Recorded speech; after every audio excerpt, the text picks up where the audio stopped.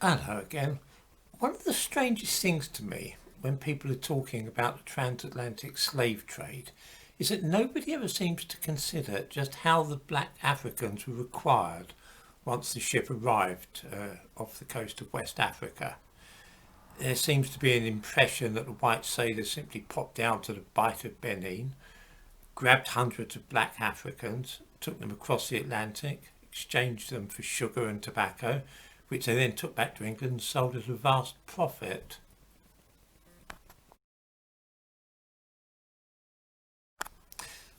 That's odd though, if that's how it worked. Why should it have been known as the triangular trade if that's all there was to it? The answer is simple and very revealing. A typical slave ship might have had a crew of maybe 40 or 50. And on the trip across the Atlantic, it would carry between 250 and 600 or 700 slaves. Now, these weren't military ships. They weren't equipped to invade Africa or make expeditions into the interior.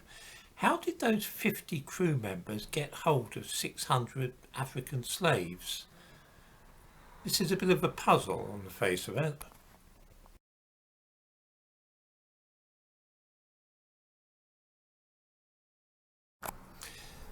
The answer is, of course, that the crew didn't have to catch any slaves at all. White people in general didn't enslave black Africans for the transatlantic slave trade. When white people first arrived in West Africa, perhaps in the 14th century or so, they found societies there which were based on slavery. All the cultures that they encountered had slavery. Igbos captured Yoruba and made slaves of them. The Yoruba in turn fought battles against the Hausa and captured them and enslaved them. The Hausa and the Fulani fought each other. Slavery was endemic in Africa when white people arrived.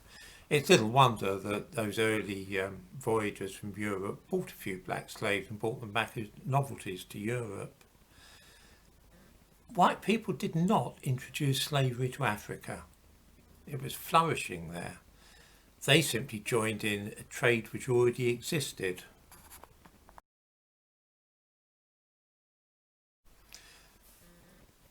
In other words, the slaves taken across the Atlantic had been bought from African slave traders.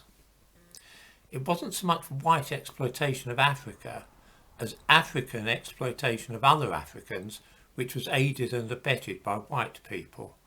And this is where the third part of the triangular trade comes in, the part which few people seem keen to talk about now.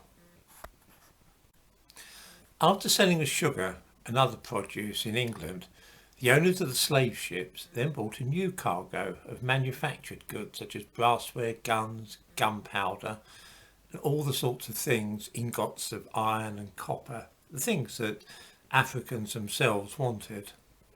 They'd use these things to buy more slaves when they returned to West Africa. The main point to bear in mind here, it isn't a case of white colonialists stealing resources from Africa and carrying away the people. It's a commercial business between equal partners, wealthy Africans on the one hand and white slavers on the other. Both parties tried to swindle each other, of course, but that's rather in the nature of commerce.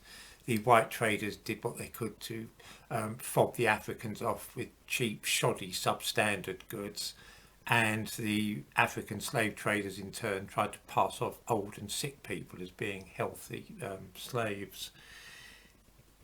The Europeans wanted gold that was produced in West Africa as well.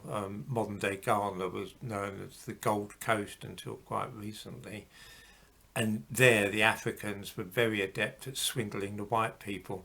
They used to mix in brass filings with the gold powder to bulk it out. So, I mean, if this was not the case of white people just swindling Africans, the Africans were just as keen to swindle the white people. The triangular trade benefited some black Africans and worked to the detriment of others. In the same way, it enriched some white people, white English people, and condemned others to wage slavery in factories and mills, they were producing the manufactured goods which were used to buy slaves in Africa, of course. It could never have operated without the enthusiastic participation of wealthy and powerful Africans. The idea that 50 white men could just nip down to Africa and get hold of 600 slaves without help was absolutely ridiculous.